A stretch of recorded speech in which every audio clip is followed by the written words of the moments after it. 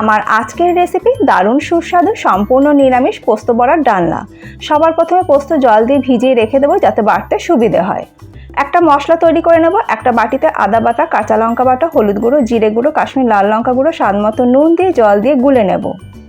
এরপরে পোস্ত ছেঁকে নিয়ে দুটো কাঁচা লঙ্কা দিয়ে বেটে নেব। তবে একদম স্মুথ পেস্ট তৈরি করব না, একটু দানা দানা রেখে বেটে নেব।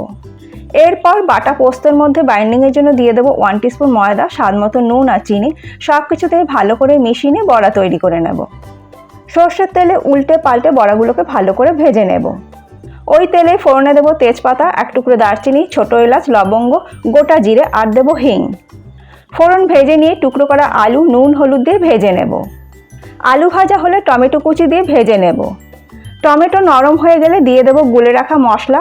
ঢাকা দিয়ে লো ফ্লেমে মশলাটাকে ভালো করে কষিয়ে নেব। মশলা কষানো হলে দিয়ে দেবো গরম জল, স্বাদ মতো নুন আর চিনি। মিশিয়ে নিয়ে ঢাকা দিয়ে আলু সেদ্ধ করে নেব। তারপরে ভাজা পোস্ত বড়া দিয়ে ফুটিয়ে নেব। সবশেষে দিয়ে দেবো গরম মশলা গুঁড়ো, ঘি আর দেবো চেরা কাঁচা লঙ্কা। ভালো করে মিশিয়ে নিয়ে গ্যাসের ফ্লেমটাকে বন্ধ করে গরম গরম ভাতের সাথে সার্ভ করব। রেসিপিটা কেমন লাগলো অবশ্যই জানাবেন। ভালো লাগলে সবার সাথে একটু শেয়ারও করে নেবেন।